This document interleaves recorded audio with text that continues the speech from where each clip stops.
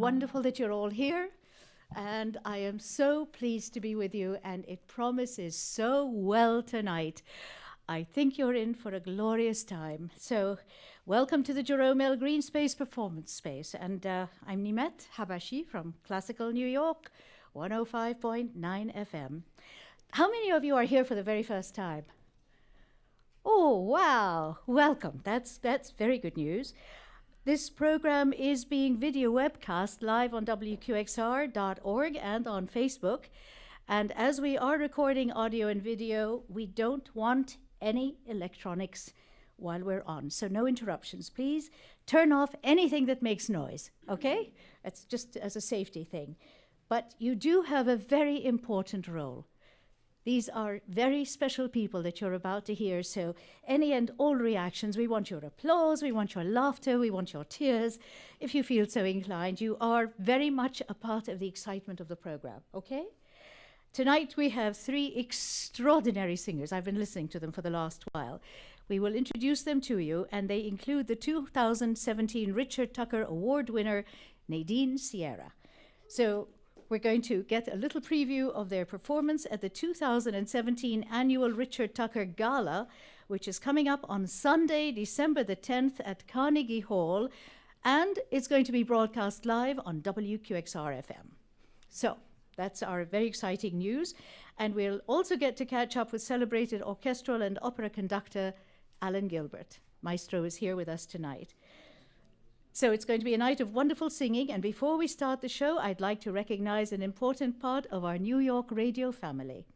Vice Chair of our Board of Trustees, Judy Carson, and Mary Susan Wilberding, also members of our QXR advisory group. Thank you both immensely for being here.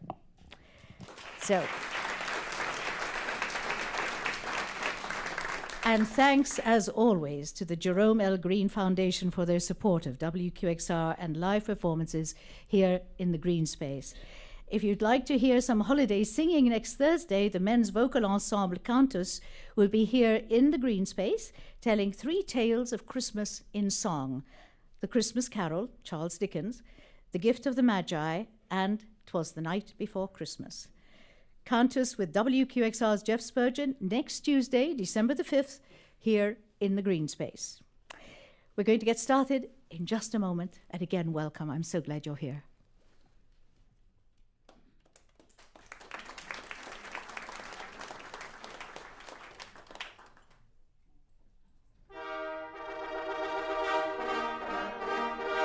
Un esercito di prodi da me guidato, vittoria e il plauso di Menfi tutta, e a te mia dolce ira tornar di Lauricinto, dirti per te ho pugnato, per te ho vinto.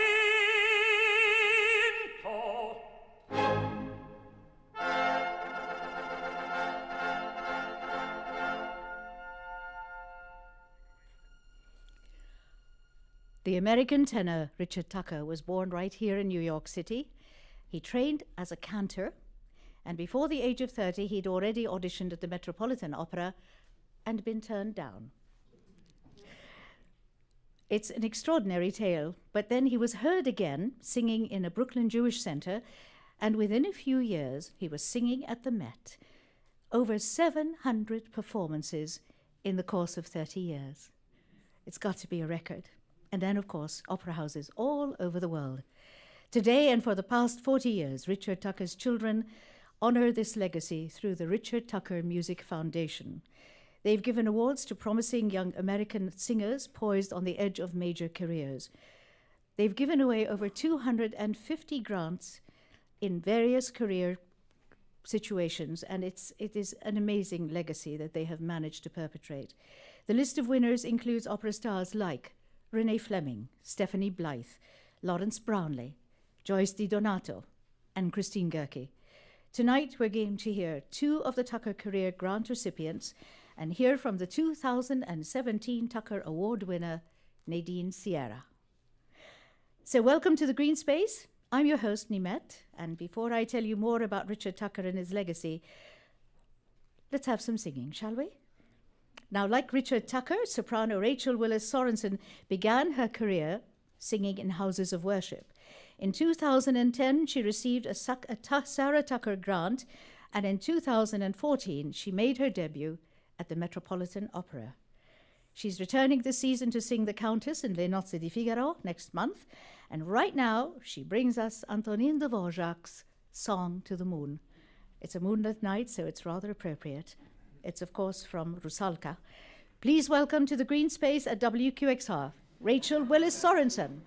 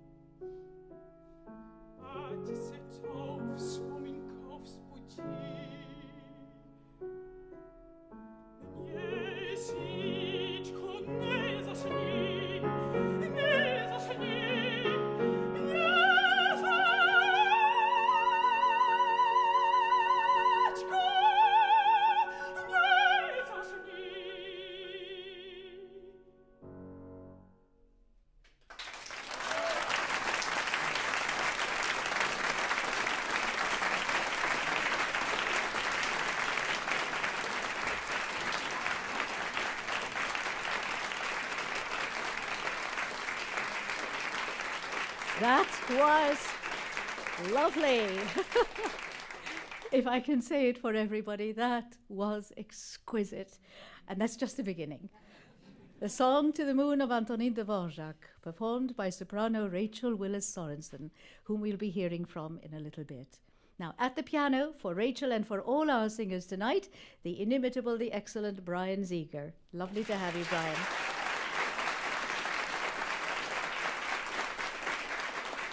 Brian, as I'm sure you all know, is also the artistic director of the vocal arts department at the Juilliard.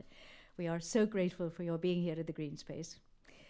Tonight, we also have with us Richard Tucker's eldest son, Barry. Barry, you're the eldest son, huh? Barry Tucker, would you stand up? We are so grateful and delighted to have you here with us today.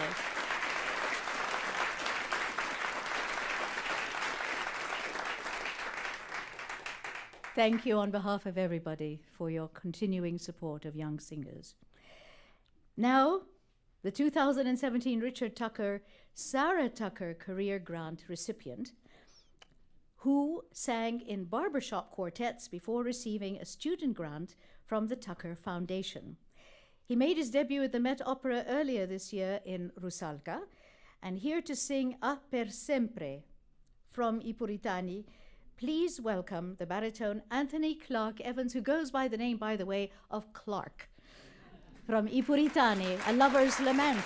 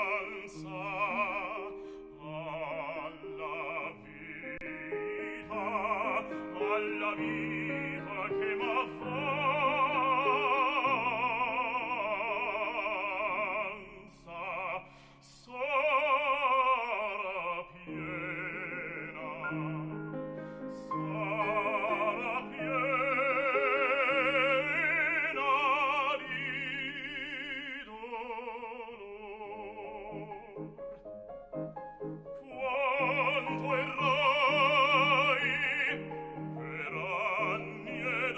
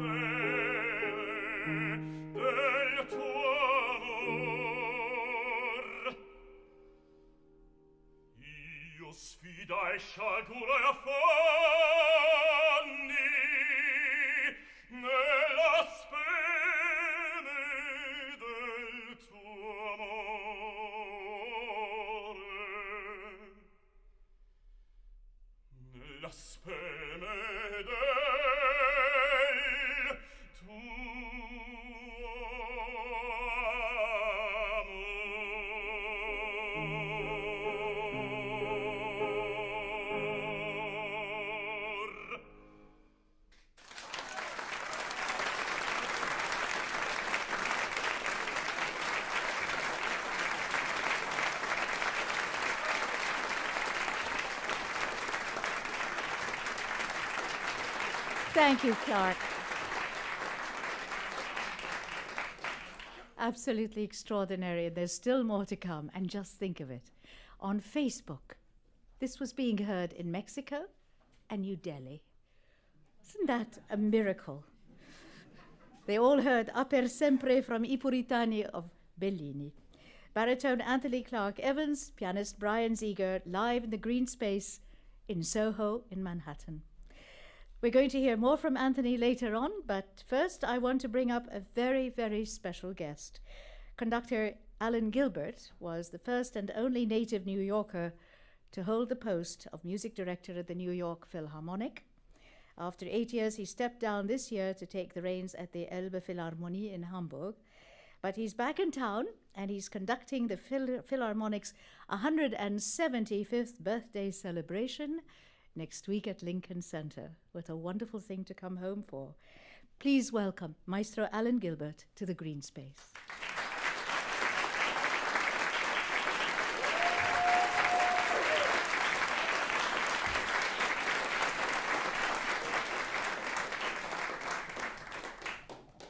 Welcome, Maestro. How lovely that you're here with us tonight. I hope you're happy to be here as much as we're happy to be with you.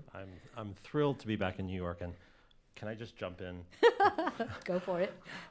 This is more than a thrill for me to be sitting next to you, Nimet, because when I was in high school, I used to... Would you mind not rubbing that into it? Well, it was just a few years ago. I used to go to bed, and my parents, I'm pretty sure, maybe they knew, but I'm pretty sure they thought I was asleep. But what I was really doing was listening on my Walkman to New York at Night. And, well, I had a huge crush on you. And frankly, I learned so much from listening to your program. And there were so many pieces that I heard for the first time. And when the Debussy Petite Suite came on, I slept far less than my parents realized. And anyway, so nice to be here for so many reasons. I am so very touched and humbled to hear it, and very grateful you didn't make any references to going to bed with me.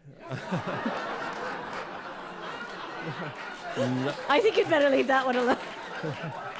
Not in reality, but you know, but where the mind goes. Well, it is absolutely extraordinary to be having this discussion. I have been completely in awe of what you've been able to do, and the fact that you came by it in such an utterly original way. Can we refer to the extraordinary fact of both your parents being with the Philharmonic and you're having conducted them. And what in heaven's name is that like? Well, it's not as bad as it sounds, because actually my father retired just before I first conducted the orchestra, the first time I guess conducted the orchestra, and he swears that these events, his leaving and my conducting, were not connected, but coincidence, I don't know. It was anyway. He knew that I was about to conduct the orchestra, and abruptly in the middle of the season, he decided that was it. But he's been a huge factor in my musical life. So even though he wasn't playing in the orchestra as my mother was for the first few years that I was conducting, it was obviously something that was in my mind. People have asked me this before. It's, I guess, an obvious kind of fascinating question, because it's you can't really make it up. But honestly, there's so many things to think about when you're conducting any orchestra, let alone the New York Philharmonic, that it didn't take long before the fact that she was there really was able to recede to its sort of, I think, appropriate and natural place. And after the rehearsals, after the concerts, she would make comments, and I'm sure comments that nobody else would make, like your button was undone, or your tie wasn't clean, or things like that. No, I was very lucky because she was a wonderful player until she stopped, and so there were never any issues, if you see what I mean. And so that could have been awkward, but it was the farthest from the case, and I was always. So you were hanging around at rehearsals from the get-go, from a long time before. Well, I literally grew up with the orchestra, and it's not an exaggeration to say that the New York Philharmonic was the orchestra that taught me what orchestras can be and what an orchestra really is. It was something that I never dared to hope for, to even conduct the orchestra at all, let alone become its music director. And it was a huge privilege to be able to work with the orchestra for 8 years and to make decisions that in a very real and palpable way affected the cultural landscape in this most rich cultural landscape in New York City. Now, were you exposed to both opera and orchestral music from the very beginning?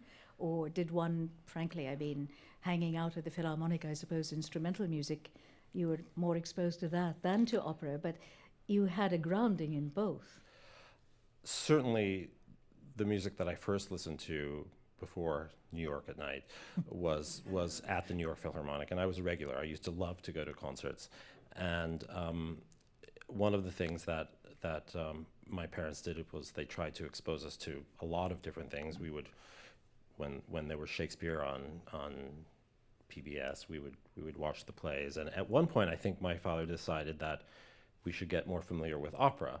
And so he did one of his famous lists. We used to have lists of books we read, lists of plays that we had seen, and we made a list of operas that we saw. And I was a very competitive kid, and I wanted to get to 100 first. That was the challenge.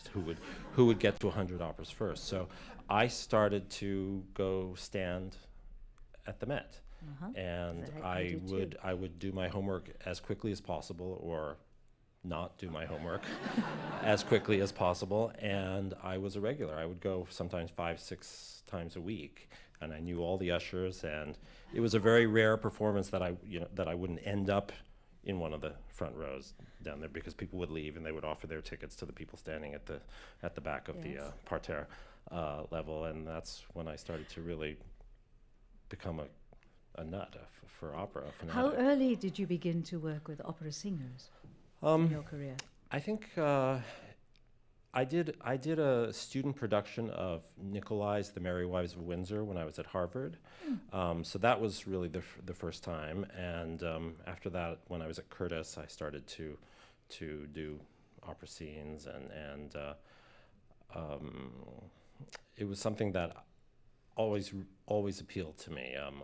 I loved the repertoire, and I loved actually telling a story and the kind of world of theater and the richness of what goes on behind the scenes in opera. It's in a way, I would say it's my favorite thing to do, is to work in opera. I think you've pointed out that instrumentalists perhaps start out earlier in a career. Singing seems to come later. So what role does something as marvelous as the Tucker Foundation play in the life of a singer? I mean, how important does it become since a singer starts out later? It's an interesting question, and I think very hard to answer precisely. Anytime, and this is about the Tucker Foundation, the awards that this incredible organization offers, but it's about any time support and belief is shown to a growing artist. It's probably too much to say that it's a self-fulfilling prophecy. If you give someone the chance because you think they're going to have the possibility to become great, but it doesn't hurt. And it's sometimes that key ingredient or the catalyst that makes it possible to go someplace. And it's definitely true that success breeds success. And the trick is really choosing the right recipients, choosing the right objects of support. And I think for a singer, I think the fact that it takes a long time actually should be embraced. If anything, you see people going maybe quicker than they need to, and having the patience to let the voice develop and let the body grow up and take the time that it needs to take is really important. But obviously having the kind of opportunities that come from this it's a wonderful opportunity. It's a wonderful. I can't help but note that you're in the very lucky position of never having had to choose. You have both the orchestra at your command and also you have opera at your command, so you get to play in both fields. It's something that I feel very lucky about all the time, and it's I think an artificial division when people say, "Oh, do you do opera? Do you do symphonic?" There's no reason why it shouldn't be possible to do both, although it can be a very different discipline. I was just going to ask, what is the mindset? Do you go in with two mindsets, or in the end, I had a feeling you were going to go there. No, I mean, do you want the short answer or the long answer? Why don't you pick something in between? Yeah, okay. Well, I'll give you the short answer because it's short. The short answer is that there's no difference because it's all music, and even instrumental music, I feel, in some sense, should tell a story. But of course, the full answer is more complicated than that.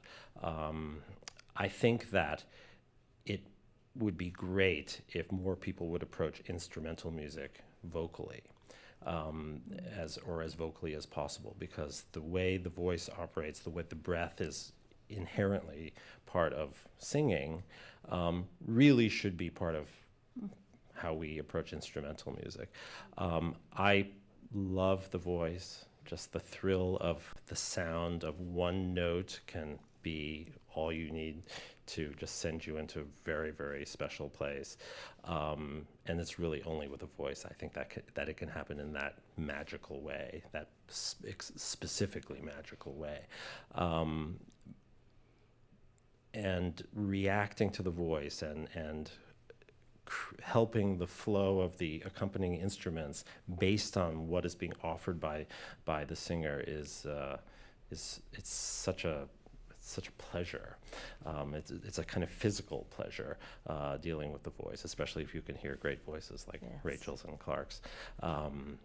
There's nothing really better than that. It's a wonderful analysis and a wonderful, very acute explanation for which I, for one, am very grateful. And I watched Brian nodding his head also. So well, Brian and I, we go way back. We're on the same page, if I may say.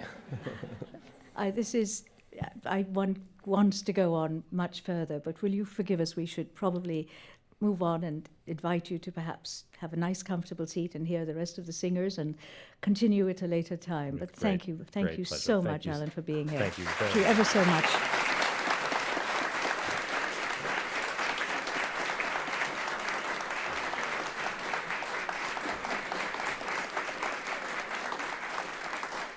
And now we get to bring back one of our young singers. We're going to hear Frühlingsfeier by Richard Strauss. The title, of course, translates as The Rite of Spring. So here again with pianist Brian Zeger is soprano Rachel Willis-Sørensen.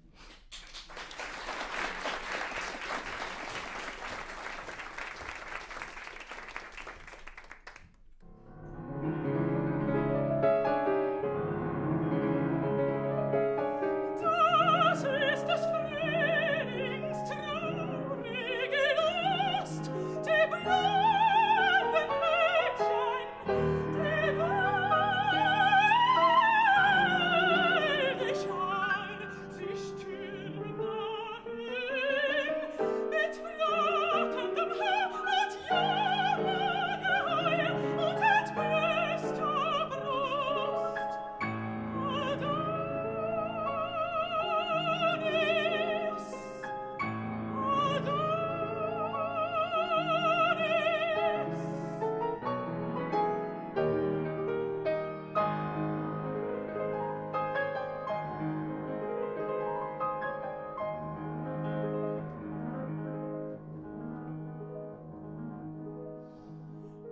Es singt die Nacht bei Fackelschein, sie suchen hin und her im Wald der Angst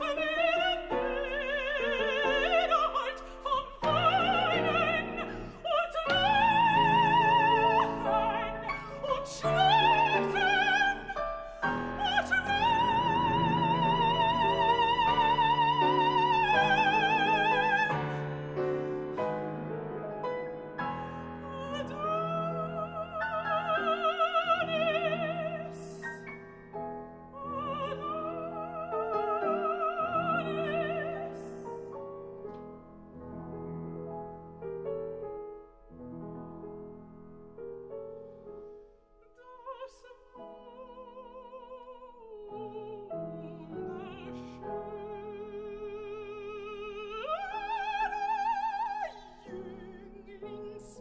Jünglingsbild, es sinkt am Boden, blass und tot. Das Blut färbt alle Blumen rot und klage laut denn auf der Welt. Adonis, Adonis,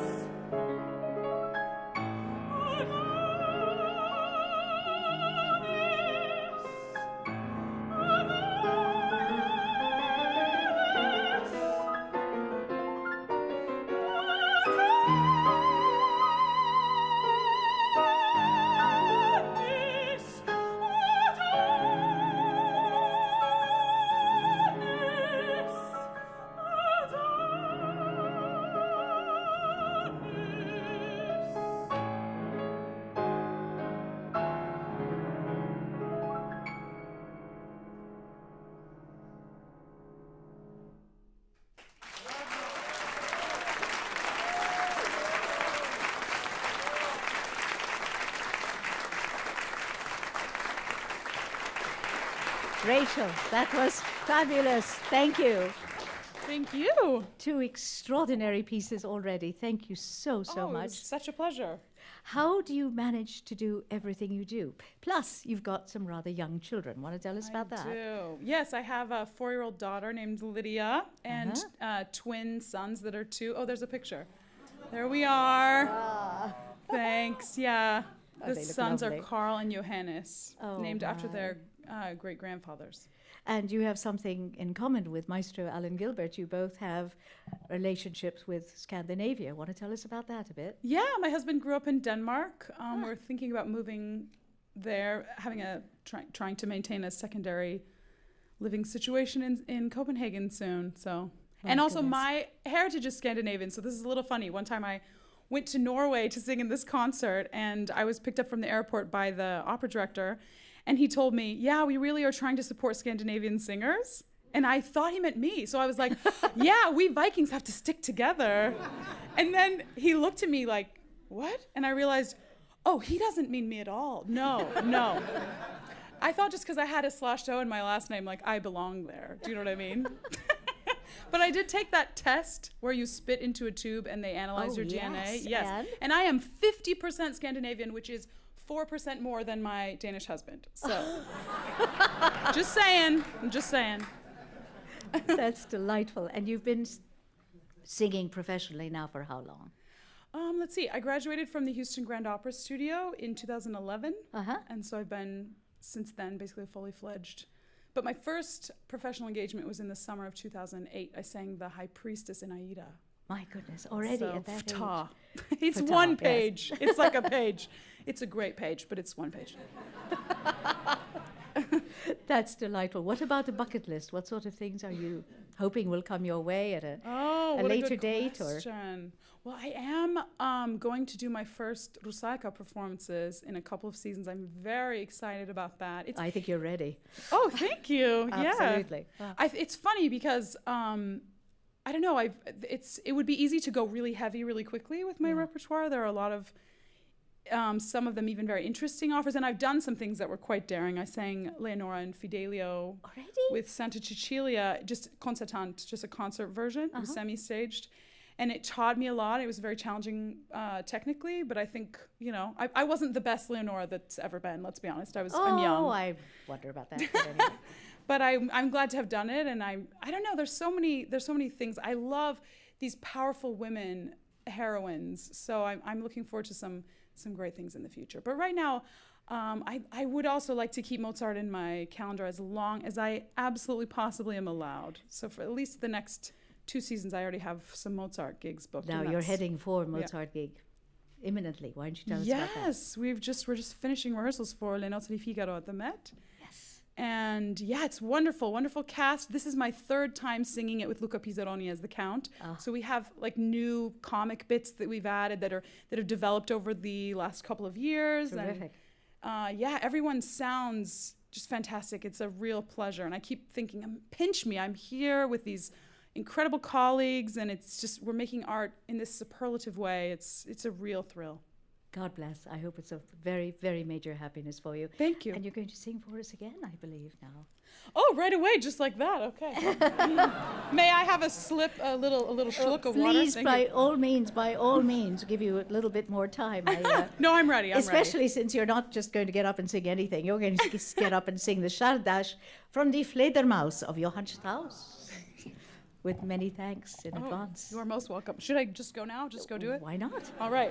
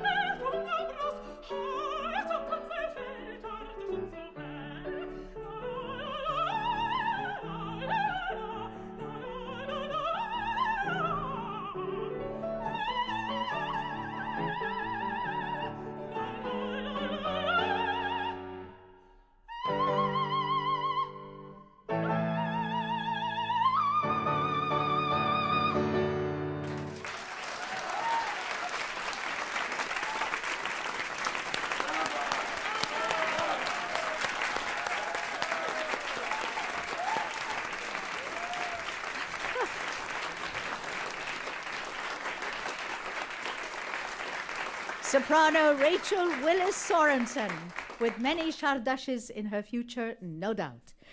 Quite extraordinary. And of course, Rachel will be appearing as the Countess Almaviva at the Metropolitan Opera in the next few days.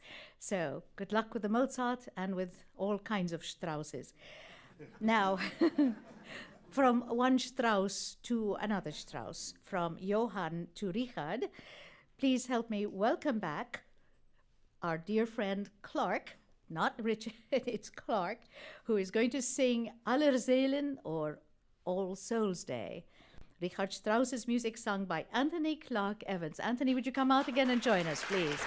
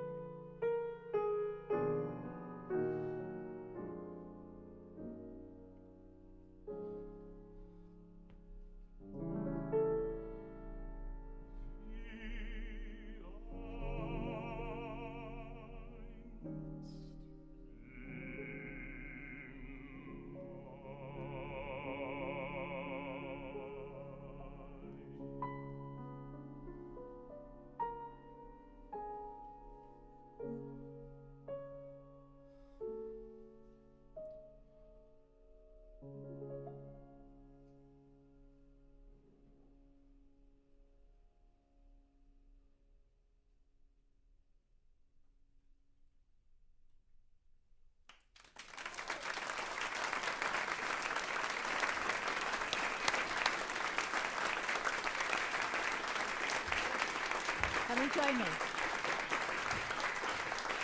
Wonderful. Thank you, Clark. That was absolutely gorgeous. Rather different from your barbershop quartet. Rather different. Aller Seelen of Richard Strauss. Yes. Fantastic. How did you hear about your having won the award? How was your... Email. Of course. Would you tell us some of the other things that you've done in the course of your career? Well, I just made some debuts this past year. I sang at the Met in Rusalka off stage. Thank you. And I also Sang at the Met. True, yes. And I also covered in the show there. And I the year before that did a lot of Madama Butterfly, some sharpnesses in San Francisco, San Diego, and St. Louis. I did Marcello. So I've just been kind of getting myself out there and letting people know that I exist. Did you ever think back home in Kentucky when you were, I think you were involved in the selling of cars at some point, no? Yes. Did you ever imagine this would all be happening? Yes. Good. No, I really did not. Having just heard you now, I'm hardly surprised. No, I really did not. I was trying to appease, the I need a check every 2 weeks. I was trying to just make that happen in my life. It was when the economy was really bad and things like that, so I thought I ought to put these dreams on hold. But then I just got mad every year when the Met auditions would roll around and I wouldn't be a part of them. I just kept hating myself more and more. So I did them and I did well. Good for you. So you're doing all of this. You're also being a daddy? Yes. And how many children have you got? I have one 3-year-old girl named Bryn with 2 N's. Okay. She is named after him, by the way. She is. She's much prettier. Sure. Slightly prettier. Oh, that's absolutely lovely. And we're wishing you every bit of luck in the world. Once again, to remind, I am sitting with Clark, and this is the Jerome L. Green Space. Very, very happy that you're here with us. Please stay around because we're going to go on. Don't forget that on Sunday, December the 10th at Carnegie Hall, it's the Richard Tucker Gala, which will also be broadcast on WQXR at 105.9 FM. I'll be there too. Now, the previous award winners have been Tamara Wilson and Eileen Perez. They're going to be there along with Bryn Terfel, 1N. Yes. And the 2017 Tucker Award winner, Nadine Sierra, who we're going to be meeting in just a few minutes. Now, is this going to be your Carnegie Hall debut, by the way? In the big hall, yes. In the big hall, yes. So, any major advice to young singers before we part? Be conservative with yourself for a little while and make sure that you take care of your health. That's very important, especially when you're young, so you can build the muscles as a young person that you need to use as an older person. How would you like to sing a little cabaret for us? Sure, that'd be great. Want to tell us a little bit about the song George by William Bolcom.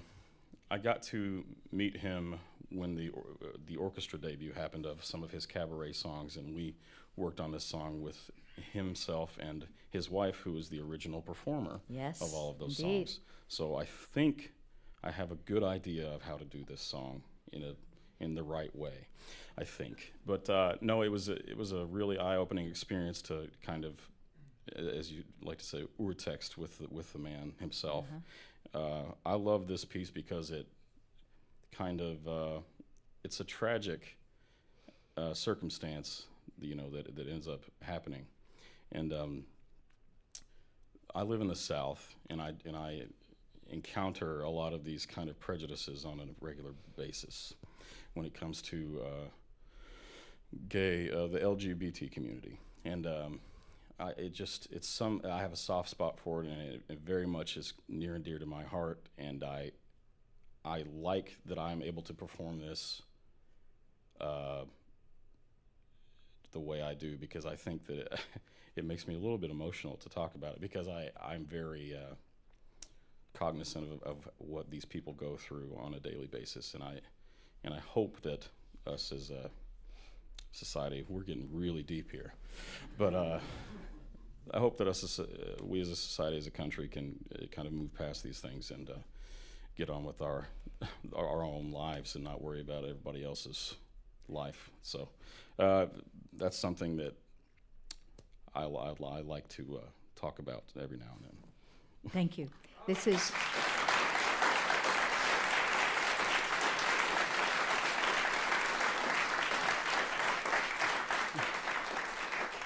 Clark is going to sing George by William Bolcom. Look out for a hint of Puccini.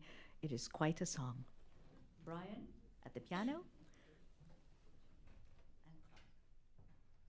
My friend George used to say, "Oh, call me George."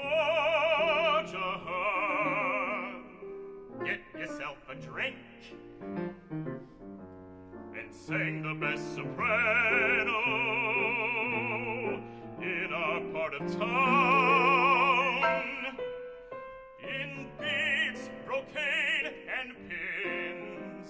He sang if you happened in through the door he never locked, and said, get yourself a drink, and sang out loud till tears fell in the cognac and the chocolate milk and gin, and on the beads, brocade, and pins. When strangers happened through his open door, George said, stay, but you gotta keep quiet while I sing, and then a minute after, and call me Georgia.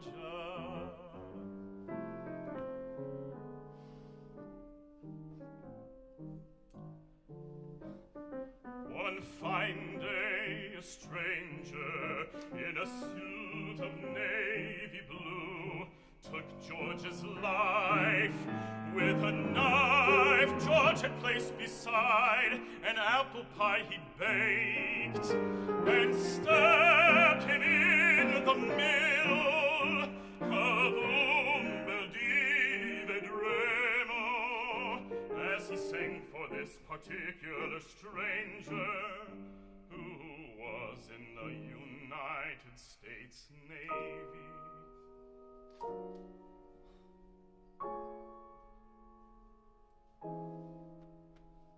The funeral was at the cocktail hour. We knew George would like it like that. Tears fell on the beads, brocade, and pins in the coffin, which was white, because George was a virgin. Oh, call him Georgia. Get yourself a drink.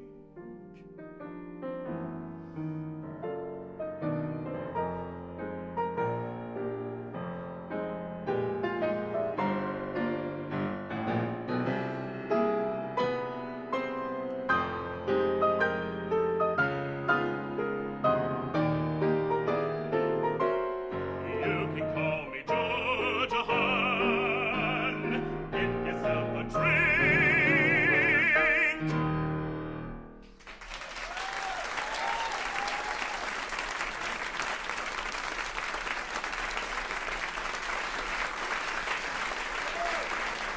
Bravo.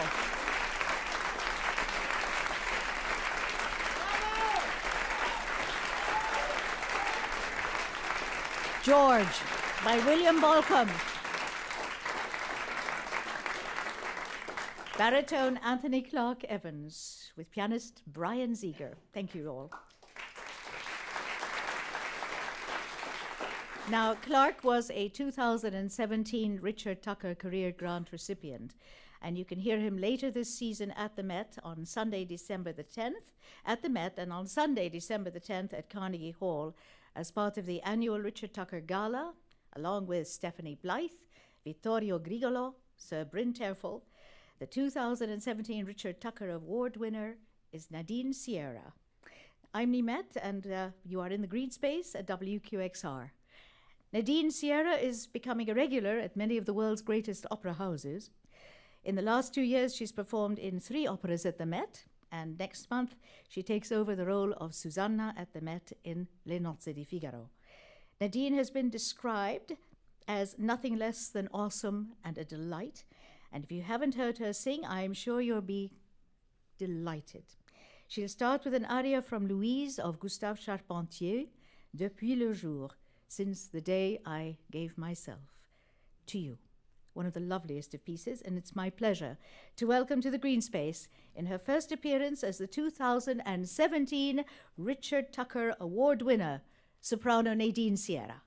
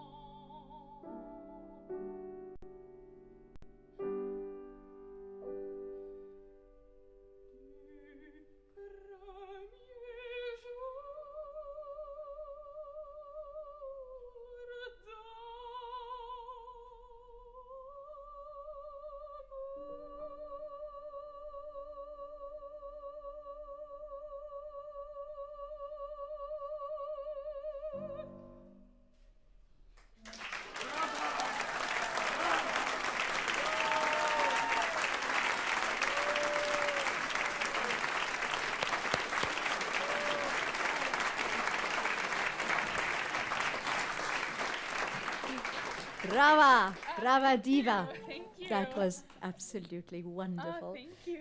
That is one of the most beautiful of pieces, and I can't help but wonder, you grew up in Fort Lauderdale. When were you exposed to opera? When did you hear it? When did you see it? And you're not yet 30 and you can do all this. This is incredible. I was a very weird kid. I started singing, let's say, taking voice lessons when I was 6. Wow. And that's because I was driving my parents crazy and they wanted to put me somewhere where I wouldn't drive them crazy. So it was an hour every week in voice lessons, and I practiced every day for an hour. I was very, very committed. And my grandmother on my mother's side had wanted to be an opera singer but could never pursue it. So my mother, for some reason, could sort of hear this, let's say, operatic quality even in my little, let's say, 10-year-old voice. And she introduced me to opera. And let's say my second opera that I saw was the Zeffirelli Bohème that was at the Met with Teresa Stratas and Jose Carreras. It was a VHS tape.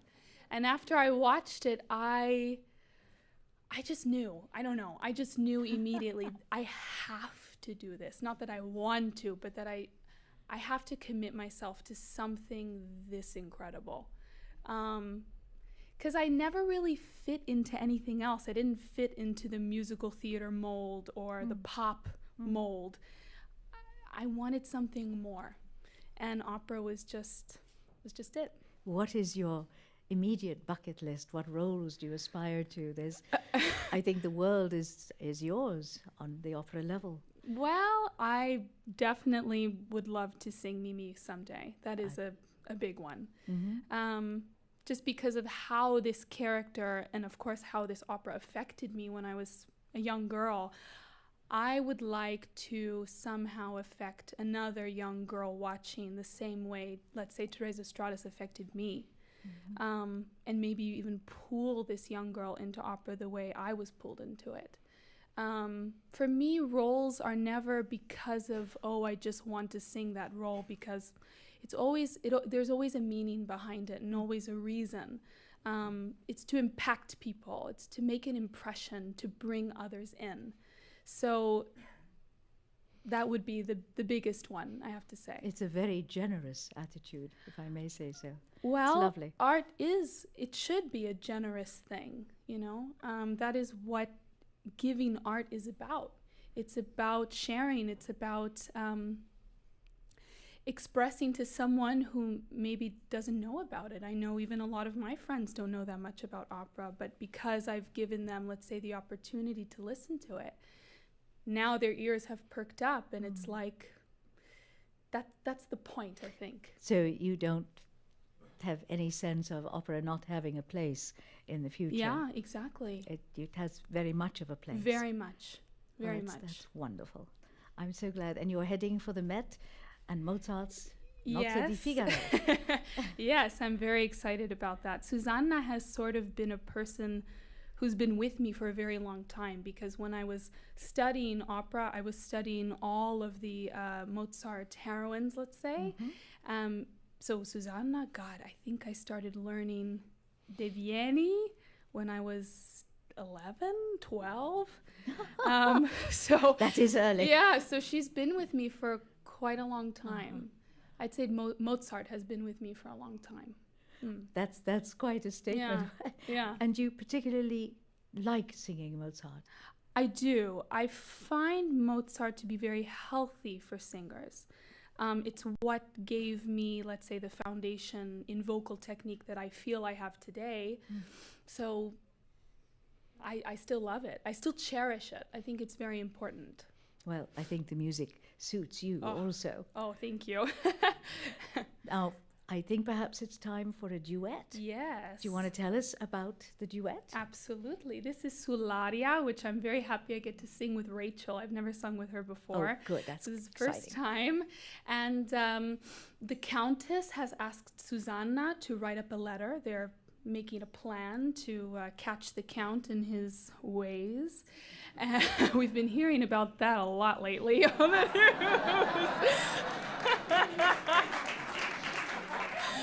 news. So maybe this is an appropriate duet for this evening. And they're just two really wonderful ladies, very smart ladies conspiring. I think they're quite similar in a way. So this is Sularia. That's lovely. Perhaps we can invite once again Yes. Rachel to come to the stage, and we'll have this duet.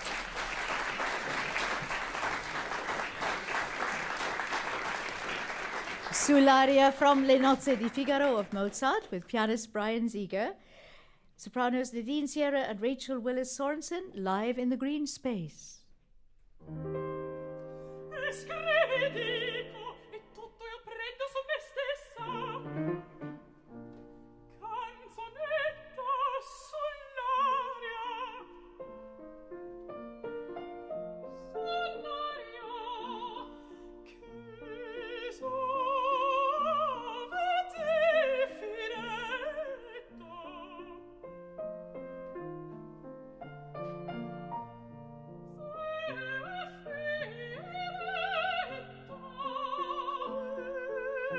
Stasera spirerà.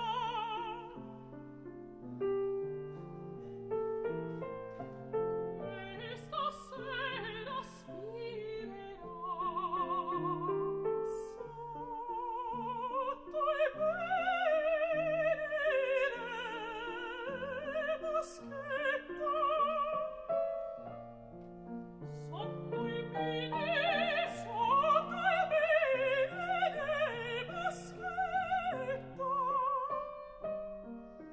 Sotto i pini tra il boschetto e già il resto caperà. Certo, certo il caperà.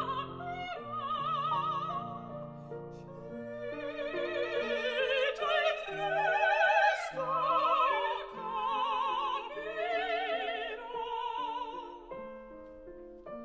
Canzonetta sull'aria sovete finire. Stasera spirerà.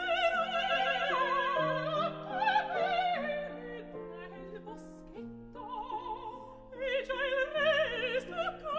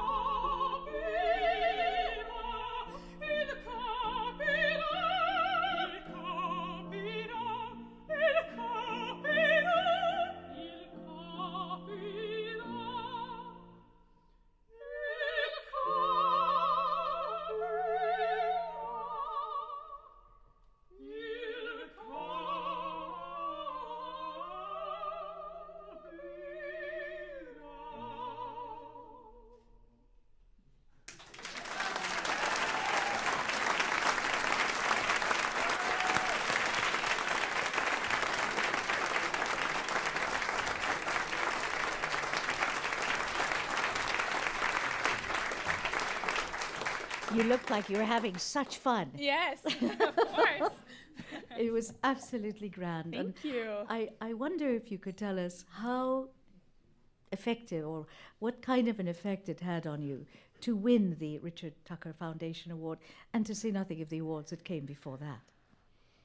Okay, I was very honored. I was very surprised, very delightful surprise. But you know, I have to be honest. I feel like I've known the Tuckers for a long time. Because I met, especially Barry, I met him like 10 years ago. And Barry has always been that person, he will always tell you the truth, you know? And if I ever asked him a question or asked him for advice or whatever, he always gave me his honest opinion, and I always appreciated that. So I felt I never felt uncomfortable around Barry. I always felt like he was part of my family in a way, I think. So when I won the Tucker Award, it felt like someone was just giving me a gold sticker. You know what I mean? I really didn't feel like it was this grandiose. Of course, I feel very honored, and I especially feel honored because being part of that list of singers before me who have won, it's a big deal. And it's something I've worked so hard for. Would I say I deserve it? I don't know. I think so. I don't think. Well, no, but I don't think I have that kind of boldness to say that. But I'm very appreciative, and it does feel like I'm getting an award from a family member.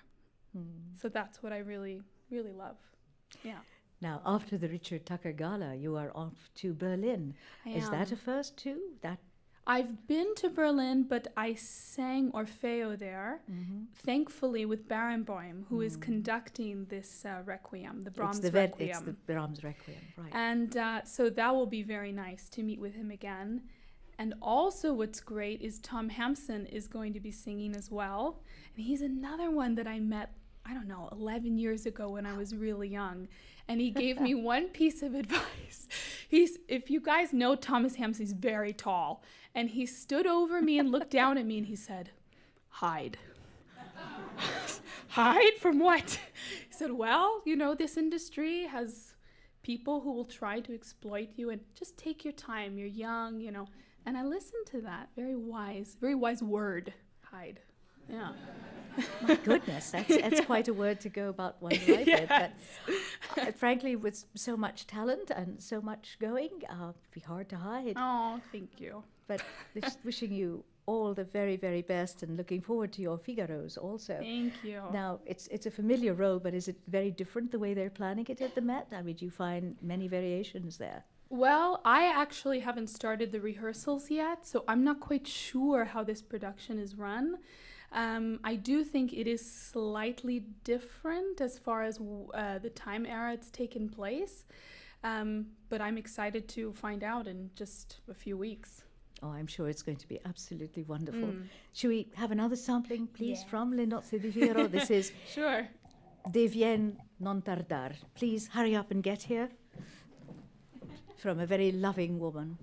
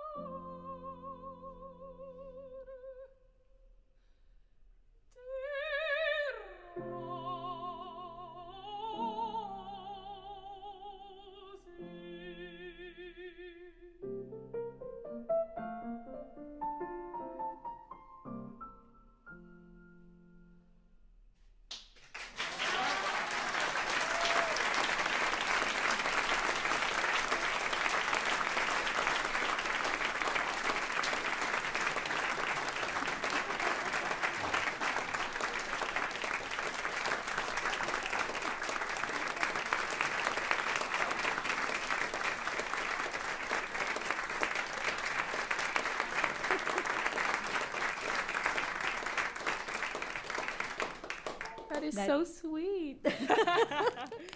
That was absolutely lovely, and I can thank understand being given the flowers. Nadine, again, is the 2017 Richard Tucker Award winner. She's going to be singing Susanna at the Metropolitan Opera next month. And again on Sunday, December the 10th, she'll join the star-studded cast for the Richard Tucker Gala concert at Carnegie Hall, being broadcast on WQXR 105.9. So, thanks to Barry Tucker and to Peter Carwell of the Richard Tucker Music Foundation, and to the production staff here at WQXR and the Green Space. Nadine, you have a recording that's about to come out, I believe, of Rigoletto. Want to tell us about that a little bit? Yes. Good. Oh. So this Rigoletto is very special because Dimitri recorded this. You know, I met Dimitri in 2013 with his beautiful wife, Florence. And I was really astounded by him, not because of, you know, him being a star and the way he looks and his beautiful voice, but really because of how nice he was, you know, very down to earth, down to the ground. I feel like that's what really makes people, let's say, a star, when they're not afraid to shine their light on people in a much bigger way than just their talent. It's more of sharing themselves and doing good by others because of what they do. And he was definitely somebody who I think did that, which is why his passing is very sad. And doing Rigoletto with him was like the easiest thing in the world. It was so natural because I wouldn't say he, for me, was like a father figure, but definitely there was a sense of that caring and nurturing quality that he gave me, and even support. I mean, the amount of times he supported me and the things he said. So this is such a special recording because of the legacy he's leaving behind, not just vocally, but I think for the people who knew him, it's more of the person himself that will, I mean, that just can't be forgotten. Yes. Yeah. An artist we all loved. Oh, for sure. And will miss very greatly. One Yeah. of the greatest baritones probably of the 20th century. I think so too. Now you are recording again, I think, quite soon because you've got a Yes. contract. Yeah, I do. Yes. I have a contract. I never believe it until I guess I can say it myself. But I have a solo album that I've recorded, and I don't want to give out the details just yet. It's sort of a surprise because it's not really going to be a typical debut album of a young soprano.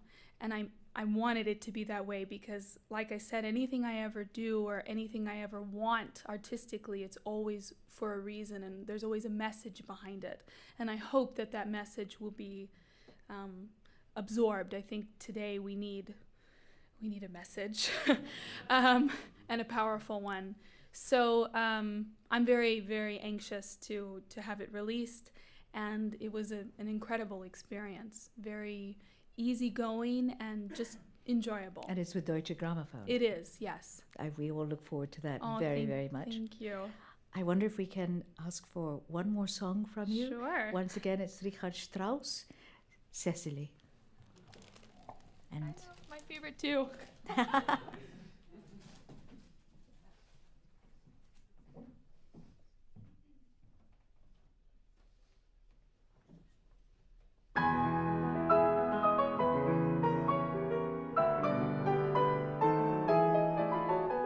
Wenn du es wüsstest, was träumen heißt, von brennenden Küssen, von Wandern und Ruhen mit der Geliebten, auf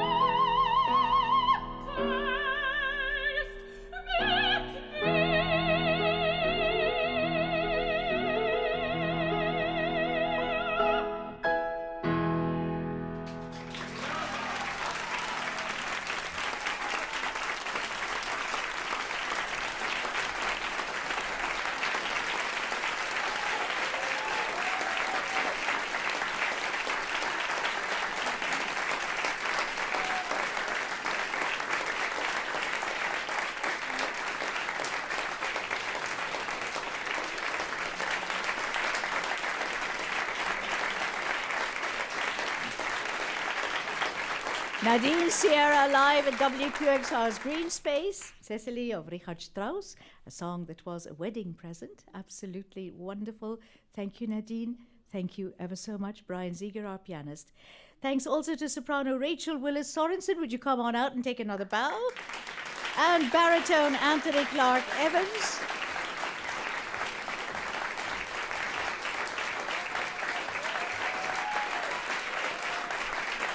And Maestro, would you join us on stage, please? Maestro Alan Gilbert.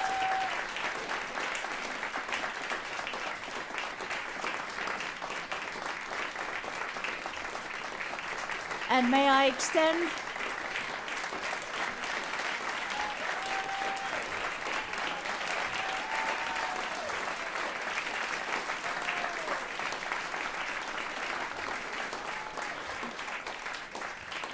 great congratulations to the 2017 Richard Tucker Award winner, Nadine Sierra, and to everybody. What? Nadine? You're there, right? I'm Nimet, and I thank you so much for coming and for watching on Facebook. Good night, everybody. Thank you very much for being with us, and heartiest congratulations to you all. You're wonderful. Thank you, Brian.